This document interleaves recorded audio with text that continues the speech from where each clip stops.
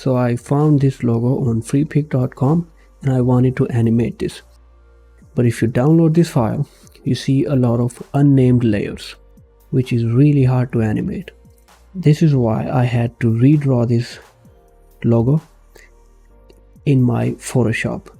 So let me show you all the layers that I have created. So these are the text files. This is the original logo that I just created a PNG from this original file, and I brought it back to my PSD file. And then I have this white ball. Then I created this ball again as a separate layer, and I also have this number circle as a separate layer. Then I have these borders, which I created from polygons and rectangles with rounded corners. And then I have these circles.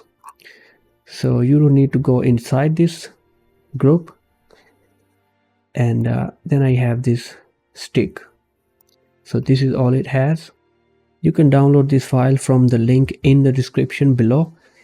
And if you're planning to publish this animation on internet, do not forget to mention the name of the original designer. So import this file into After Effects. Make sure to select these options. Otherwise, your Photoshop file will be converted into one single image and you will not have those individual layers. So open this composition. Okay, so we have all those files. Let's start with animating the stick. So this is the stick. What we need to do is to apply some movement to it. So add a keyframe. Go to 1 second. And we will move this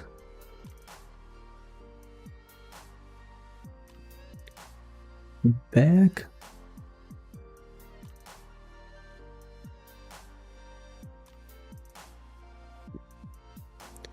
Make sure that this position indicator is parallel to the direction of stick.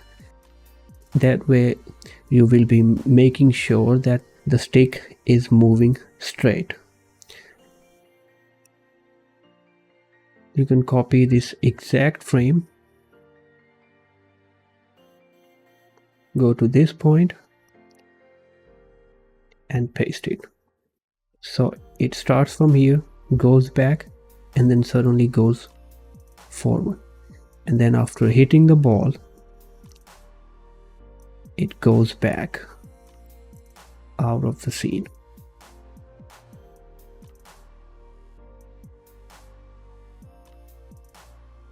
Make sure all these lines are parallel. So it goes back, hits the ball, and goes back.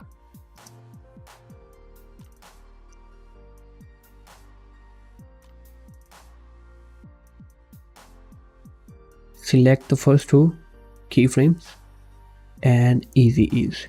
That way we will be giving it a natural movement. Yes. And this last frame also needs to be great. Now, as soon as it hits the ball needs to travel, and that's why we need to animate the ball. So this is the main ball and this is the white ball. So first of all, what we need to do is to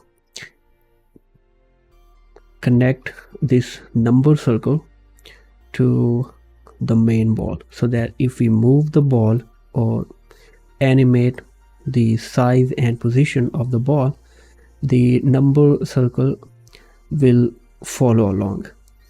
So, and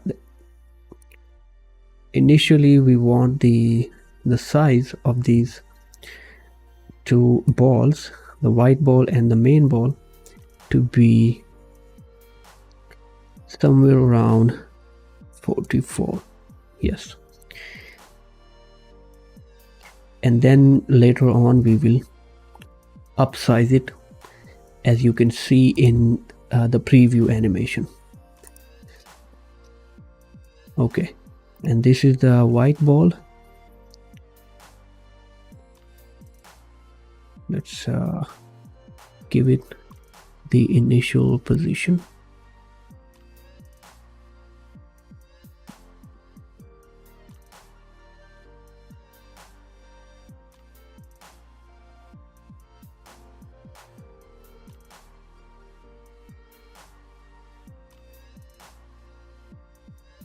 Okay.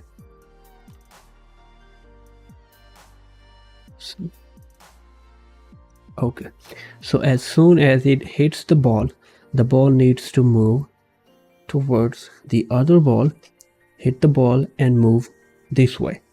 So for that, what we need to do is to add a keyframe for position property, and then after some time it needs to move towards this position.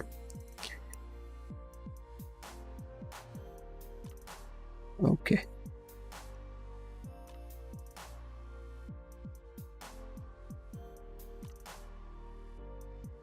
Good.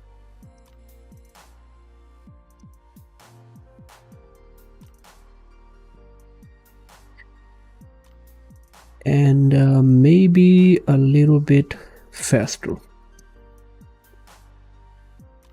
Okay. Then after hitting this ball, it needs to go to the basket. Okay, let's turn on the borders and see the basket, see where the basket is, so we can make it fall into it. In the position property, we need to add another keyframe, and for this keyframe it needs to go here. Now of course the size of the ball needs to be a little bit smaller, so let's go to its size. We need to make it 42 maybe. No,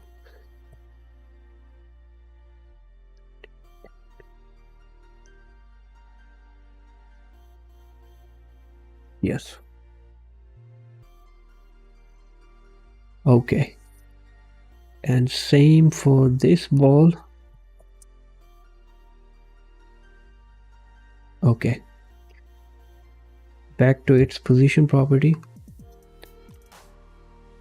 it goes here, and then in the next keyframe it needs to go inside the circle. And by the way, this border should be below this ball so we can see the ball, not the border. So it goes, hits the ball, goes towards the basket, and then falls into the basket. Now if we look at the path of this, it's a curve path. That's not what we need. So we need to select the pen tool, hold the Alt key and click on these points. This will make the path sharper, and also this point, and now it is a sharp path. Good. So it hits the ball, falls, goes into the basket. Now when it goes inside the basket, where it needs to disappear, of course. So for that we will simply downscale it.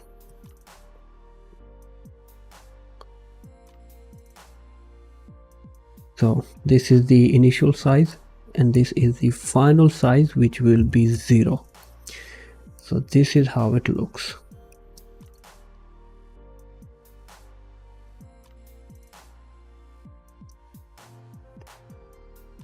And as it moves from this point, this point to this point, it of course need to slow down with time.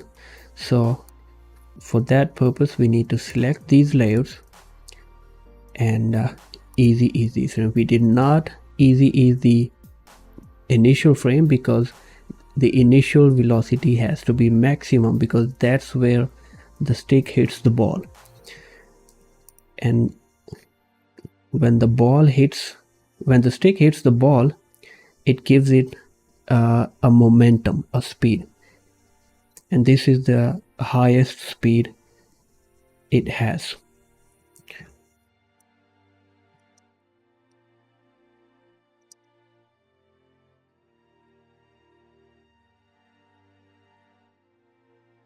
This movement, the movement from these two keyframes, needs to be slower. That's why we create a distance. And let's see how it looks.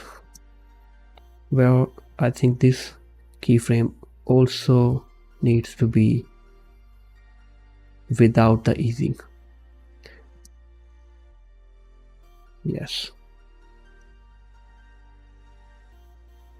And this one too also. Sorry for that. Good. And we might as well need to create some distance here. Good.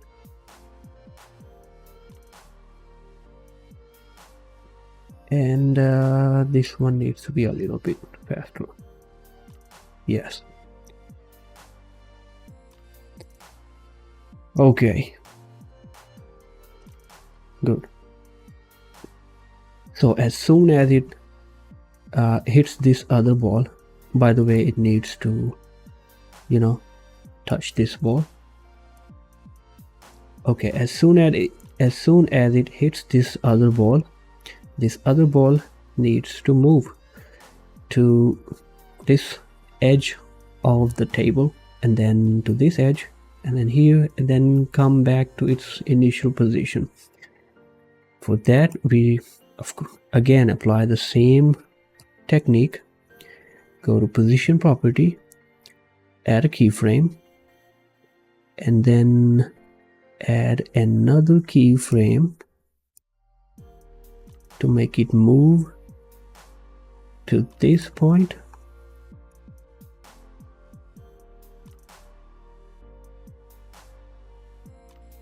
Okay. Then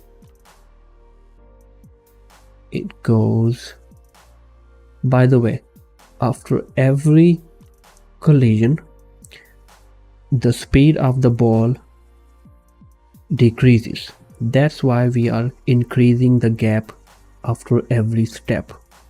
So the gap between these two keyframes is less than the gap between these two keyframes.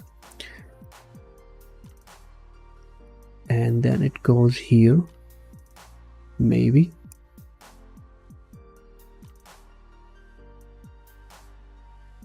Okay.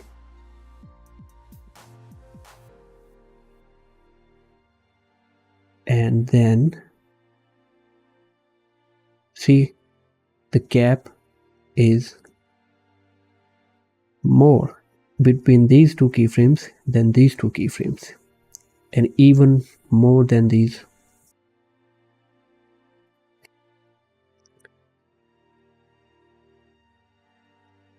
Sorry.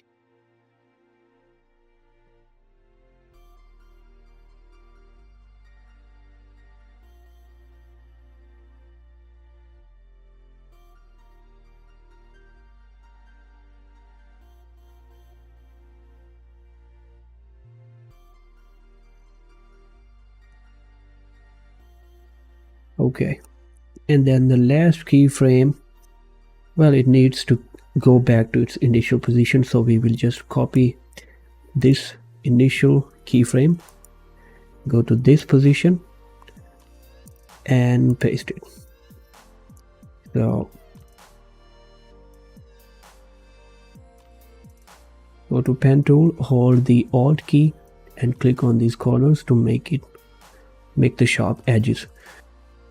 So it gets hit by the white ball, hits the corner, hits the other corner, hits the third corner, and then comes back to its initial position. All right, now when it stops here, it does not stop suddenly. It has to stop realistically smoothly. So we will ease this final keyframe. Let's see how it looks. Now the next thing we need to do is to make the ball rotate as it moves. So when the ball is moving, it has to rotate, right? So what we need to do is that we will create the illusion of movement, and for that we need to move this white number circle. Okay, so select this layer, press P on the keyboard to open the position property, and go to 0 frame, add a keyframe, give it some initial position, and then add 1 second. It needs to go here. So this is how it looks.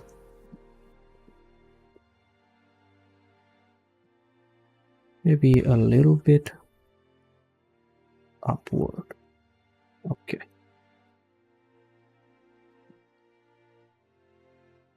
Okay, so this is how it has to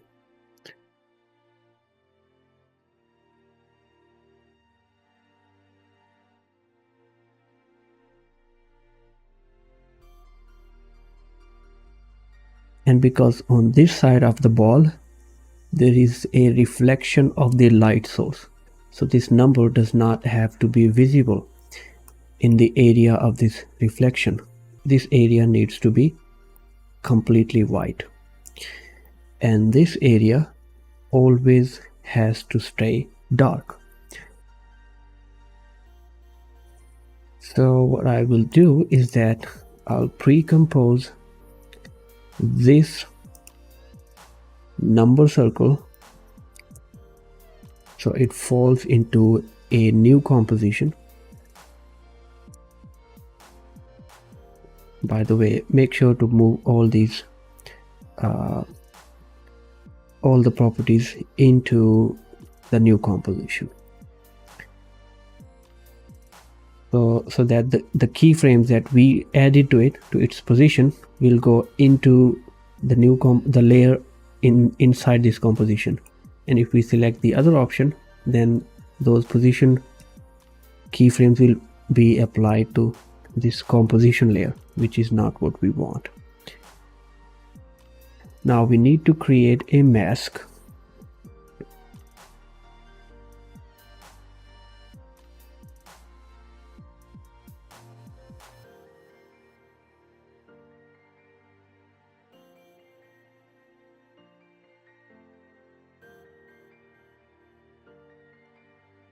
Okay. By creating a mask, what we did that this number circle will only be visible in this area. See, you can see that we actually created an illusion of rotation of the ball. Now it does not have to rotate just once. Of course, it has to keep to rotate multiple times because it's traveling on a long distance on the table. So what we will do is that we will go to its position keyframes, and we can loop these frames so that it keeps moving for infinite time. For that, what we need to do is to go to this position property, the property that we have keyframes on, hold the Alt key and click on this clock icon. This will open the scripting control.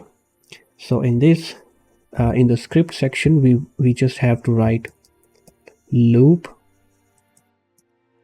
out. This is a function. This is just one word we have to write, and what it does is that it loops these two frames, so we see an infinite series of these movements. And because we need to make it faster, we can bring these frames closer, and now we have faster rotations. Maybe a little slower.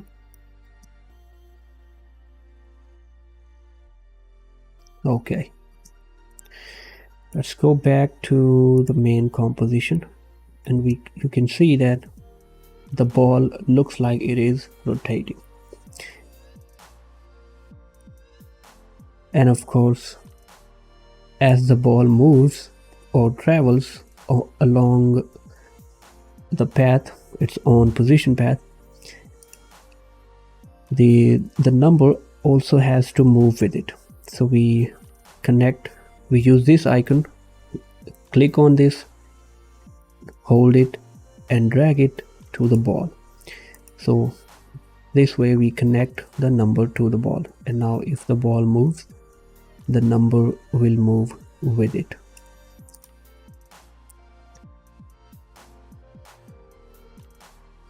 See, it is moving with the ball.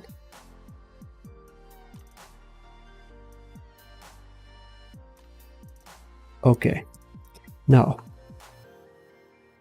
when the ball is traveling from this point to this point, it is rotating in this direction, and when it's moving from this point to this point, it's rotating in this direction, and same for this direction and then in this direction. That's why we need to rotate the ball after every collision. So this is the ball's position path, and initially we go to its rotation property by pressing R on the keyboard, and we rotate this to this direction. Okay, and if we see it, the ball seems to be moving in this direction, but you can see that the frames are rotating up in the opposite, the number is rotating in the opposite direction. That means we have to switch these frames. So now it is rotating this way, and it also needs to rotate a little bit faster. Okay, bring them even closer.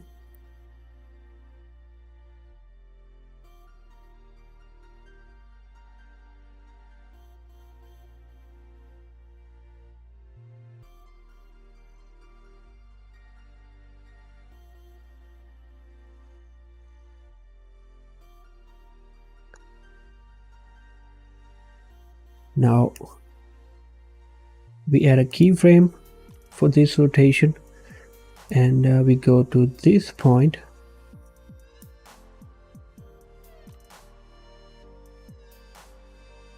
we need you can press U to see all the keyframes for all the properties. So initially this is the position, this is the keyframe for this position, and this is the keyframe for this orientation or rotation.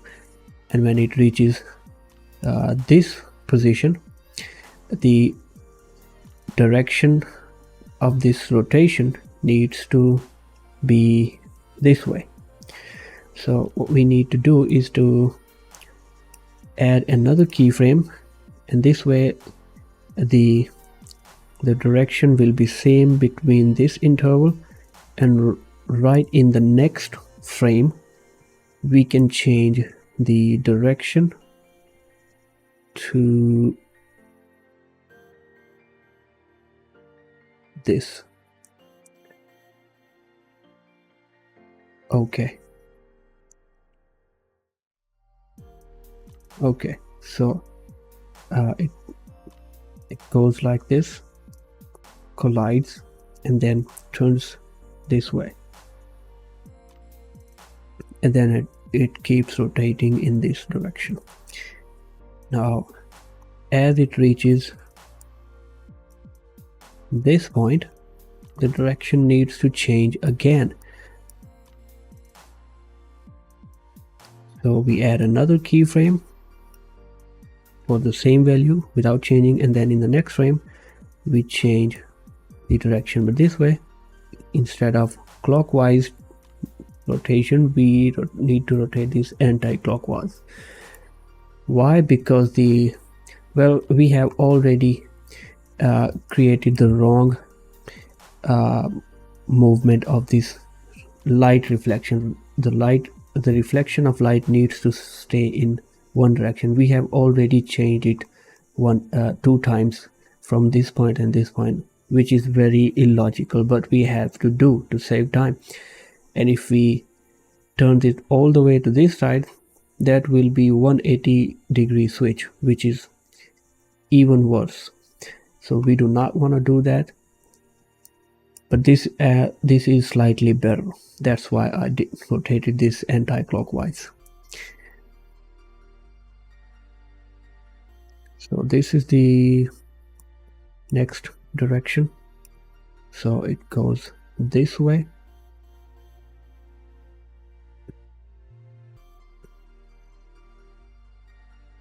and when it reaches this point, the direction needs to change again, and this time we again change it, rotate it clockwise.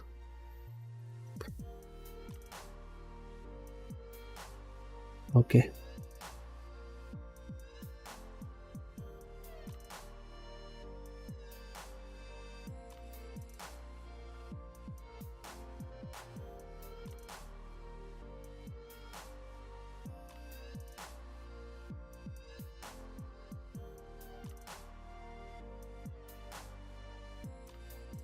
now it still keeps rotating, and another problem is that while it's moving from this point to this point, the rotation is wrong, and it's wrong in this direction. From this point to this point, the direction is wrong. So in this area and in this area. So for that, what we need to do is to apply time ramping to this layer. We right click this on this layer, go to time, enable time ramping. So what we do here is that we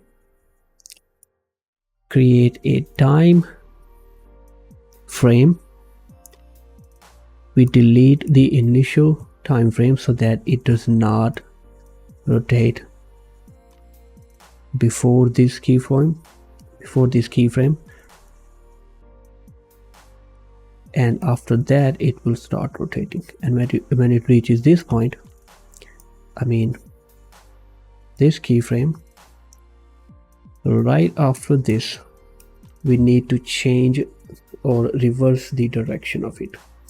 Basically what we will do is that we will reverse the time on this layer, and it will automatically reverse the direction of movement. So this is a basic trick. So we add a keyframe here, and then what we do is that we select this keyframe, copy this, go to this point and paste this initial keyframe at this point.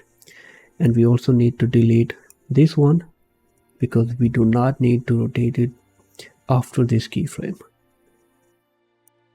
And this way what we do is that the time is reversed in this time. In this, after this keyframe, the time is reversed for this layer. And that's why we see an opposite rotation. Opposite from this side. So it rotates in this direction and suddenly it starts to rotate in this direction. Okay.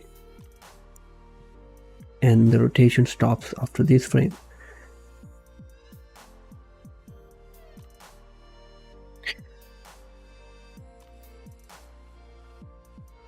And the rotation also needs to be eased so that it stops rotating naturally, instead of just suddenly stopping the rotation. Okay. And also we might need to increase the gap between these two keyframes to make the speed slower after this collision. Okay. Perfect. Now after this point we wait for a while and then we upscale this ball, right?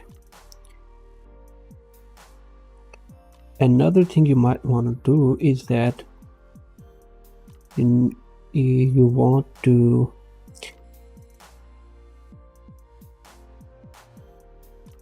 move this this number circle slightly upward to fit the position that it has in the original logo, because when you're creating a logo animation, it's important to maintain the original shape of the logo.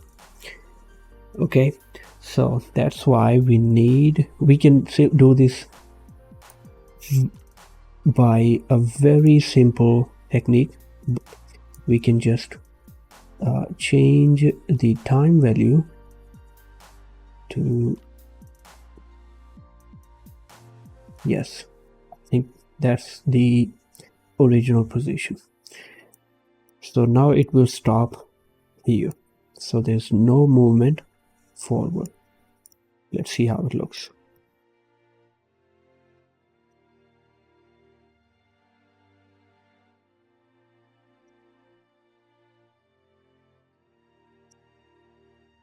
Okay, it has stopped here. Then at 3 seconds we need to bring it back or upscale it to its original size to make the logo appear. So we will select the layer and press S on the keyboard to open the position control, add a keyframe here, and at 4 seconds we can make it 100.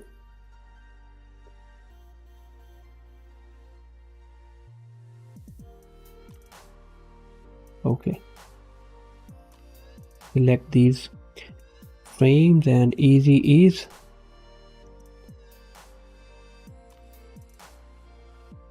Okay, and while it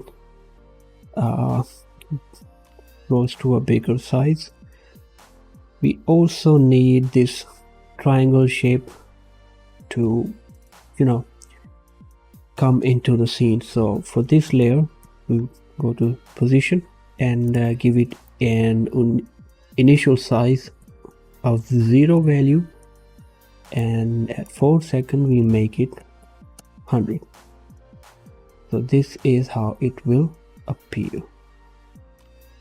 Select them, right click, easy ease.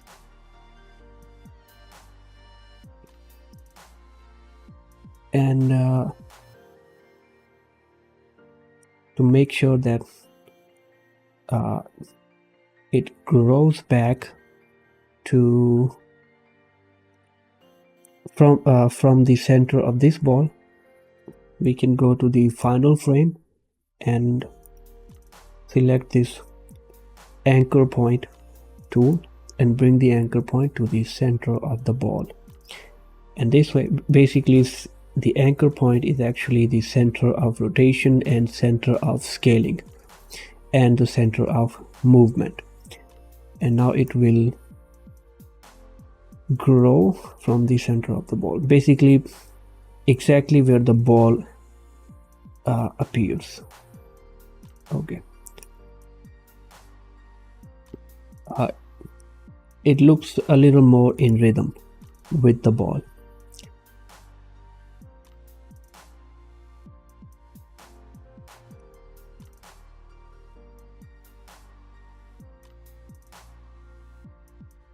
Now we need to create the text animations, obviously.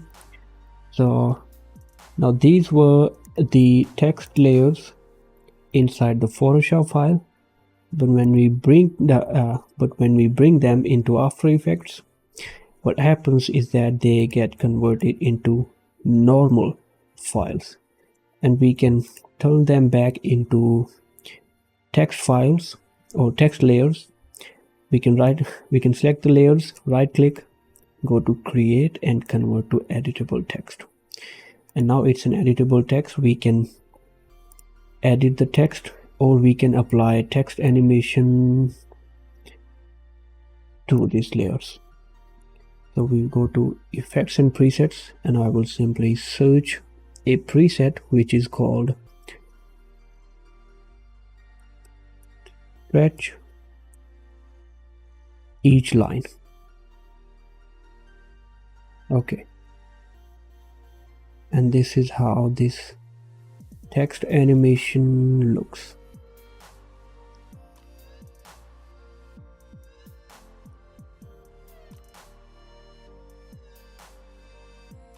If you select this layer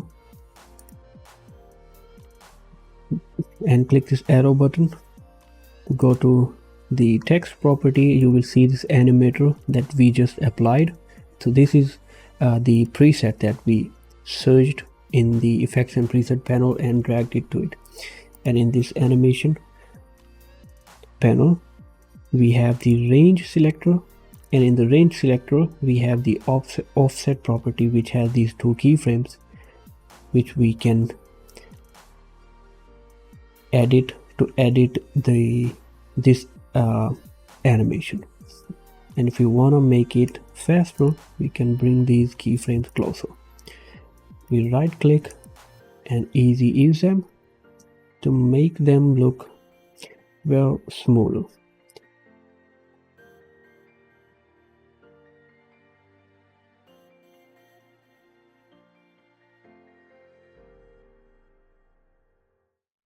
Okay, I will just copy this animator, select the second text, and I will paste it. And this is how it looks. Now when we apply the animation to this text layer, we will at this point, so it automatically pasted the keyframes from this point.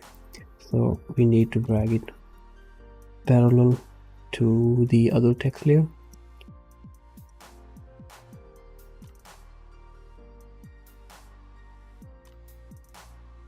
And the final thing what we need to do is that we need to apply the drop shadow, because there's a light source that's on this side and it must create a shadow. So let's just select the ball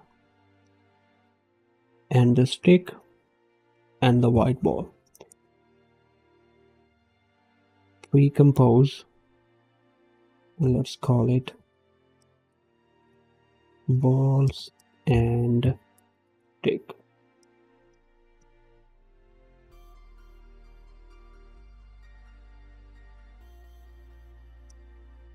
Go to effects and search for drop shadow and drag it to the balls and stick. And here what we do is that we apply this shadow.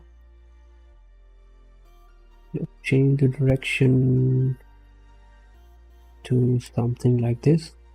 So the shadow will be casted on this side because the light source is on this side.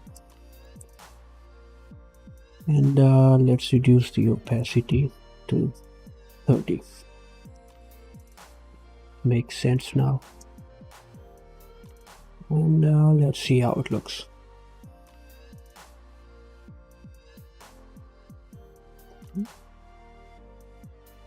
But of course, I do not want the shadow to interrupt the final look of the logo. That's why I'll add a keyframe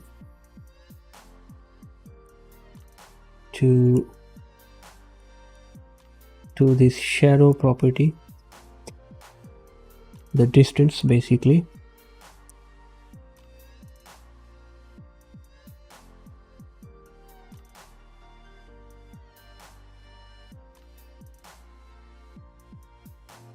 And I'll select this, I'll click this clock icon to add the initial keyframe. So let's select the layer and press U to see all the keyframes that we have applied to it. So I want the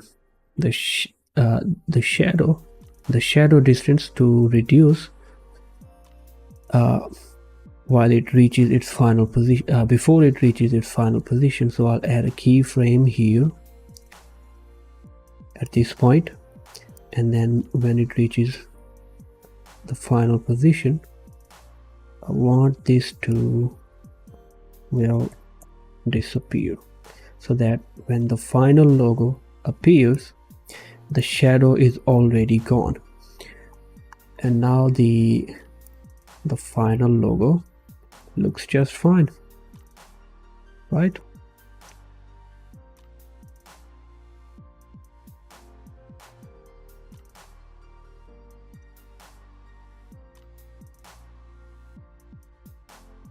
Okay, now while